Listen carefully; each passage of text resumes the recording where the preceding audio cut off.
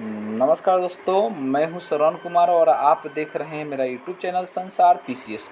दोस्तों, आज के सेशन में हम लोग बात करने वाले हैं जो अमीन का जो एग्ज़ाम हुआ है ना, जो अमीन का एग्ज़ाम हुआ है और किस प्रकार से क्वेश्चन पूछता है। बहुत सारे मेरे भाई बंधु का ये समस्या होता है कि कहाँ से क्वेश्चन आता है, कैसे आता है, और बड़ी अमीन का नाम सुनकर ही मतलब उससे डर लगता है। मैं बोलूँ कि आज को वीडियो देख लेने के बाद आपको डर नाम का जो चीज़ होगा ना, वो ख़त्म हो जाने वाला है। आपको मन में आएगा कि डर नाम का चीज़ जो होगा ख़त्म कैसे हो जाएगा। जी बिल्कुल, मैं बताने वाला हूँ। आपको मालूम है जो एग्ज़ाम होता है वो 3 घंटे के एग्ज़ाम होता है, और टोटल 3 घंटे में कितने नंबर का पूछ लेता है, 400 नंबर का क्वेश्चन पूछ लेता है। तो आज मैं बता रहा हूँ ये 2023 में जो एग्ज़ाम हुआ है उसी का एक क्वेश्चन है जो आज हुआ है। अब एक क्वेश्चन कैसे आता है, कहाँ से आता है, मैं तमाम सारे आपको बात बताऊंगा। उसके लिए अगर मैं बात कहूँ तो देखिएगा, सबसे पहले एक कहाँ से कौन विभाग ये मतलब एग्ज़ाम लेता है। तो करा है कि यहाँ पे आप करा है, सिंपल भाषा में पढ़िएगा था, आपको दिया है कहा कि आभा लोक सेवा सह तकनीकी शिक्षण संस्था पटना।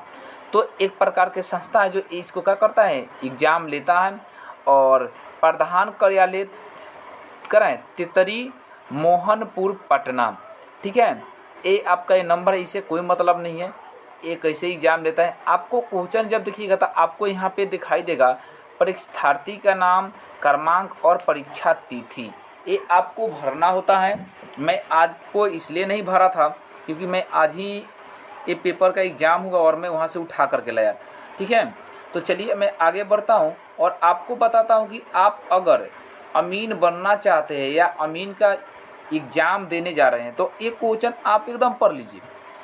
मैं बता रहा हूँ एकदम अब श्योर, मैं 3-4 वीडियो आपको बनाने वाला हूँ, उस वीडियो को आप देख लीजिएगा। कोई भी कभी भी एग्ज़ाम देने जा रहे हैं ना, एकदम आप श्योर मैं बता रहा हूँ कि आपको मैं 500 नंबर में से 100 नंबर जो होता है प्रैक्टिकल होता है, जो वो आप किस प्रकार से मतलब आप पढ़े हैं, किस प्रकार से प्रैक्टिकल जानते हैं, उसके अनुसार से आपको नंबर मिलेगा। लेकिन ये 400 नंबर में से मैं आपको पूरी गारंटी बता रहा हूँ ना कि 300 प्लस क्वेश्चन, मतलब 300 नंबर प्लस क्वेश्चन यहीं से लड़ेगा।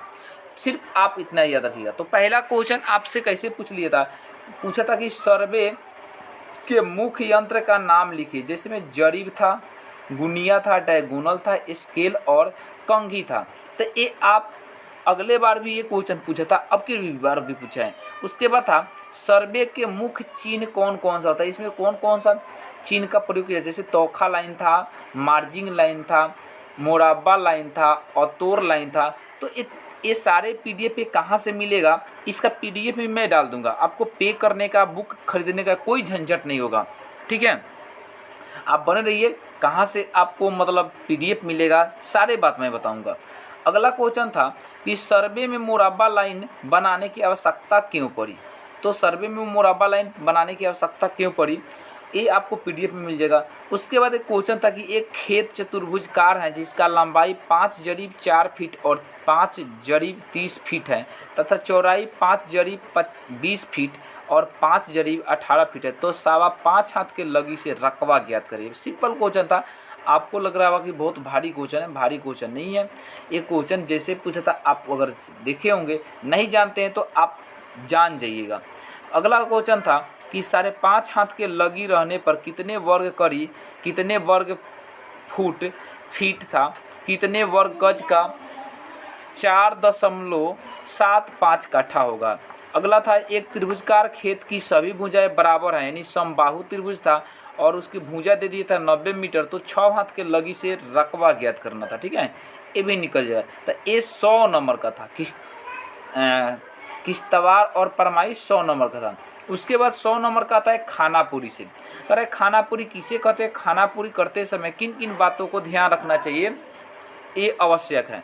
करे खतिहान से आप क्या समझते हैं, यह कितने प्रकार का होता है, इसे समझाए। ठीक है, अगला था वारिन खानापुरी का क्या नियम है, प्रकाश डाले। एक और क्वेश्चन था, करता जमावादी रजिस्टर किसे कहते हैं तथा यह कहाँ रहता है।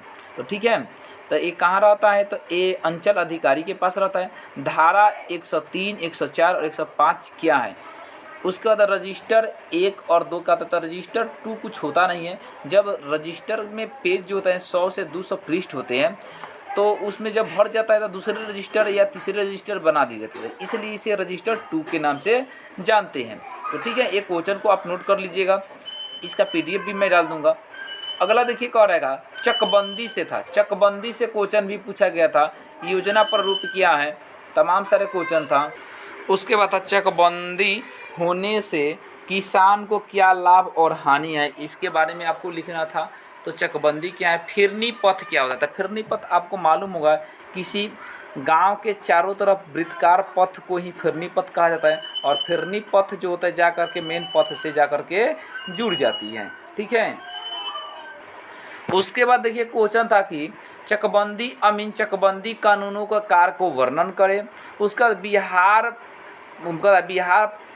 प्रांत में चकबंदी सबसे पहले कहाँ और कब हुआ था, चकबंदी कानून कब बनाया गया। ठीक है, तो एक क्वेश्चन आपसे पूछा था। ठीक है, तो अकबर के समय में शासनकाल में टोडरमल ने चकबंदी संबंधित एक काम किए थे। ठीक है, उसके बाद समान ज्ञान क्वेश्चन था। समान ज्ञान क्वेश्चन तो आप जिस समय एग्जाम दीजिएगा उस समय का क्वेश्चन कुछ पूछ लेता है।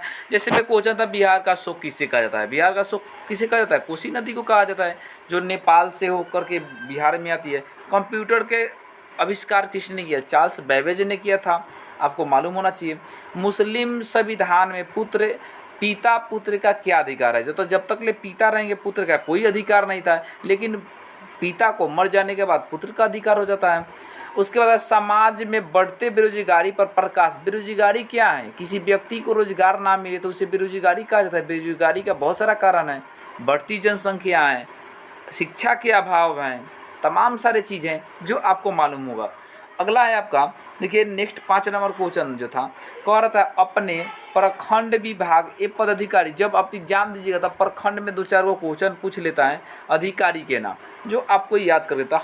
मुझे जहाँ तक लग रहा है कि बहुत इजी और सरल क्वेश्चन आता है। ये आपको मैं 4 से 5 वीडियो में पूरे इतना क्वेश्चन करा दूंगा कि जो एग्जाम में वही क्वेश्चन ही बनेंगे। ठीक है, तो आप अगर नई बार चैनल पर विजिट किए हैं और आप चाहते हैं कि अमीन की पढ़ाई अच्छा से करें और समझें, तो चैनल को सब्सक्राइब कीजिए और वीडियो को लाइक कीजिए। तब तक के लिए मैं मिलूंगा नेक्स्ट वीडियो में। जय हिंद, जय भारत, वंदे मातरम।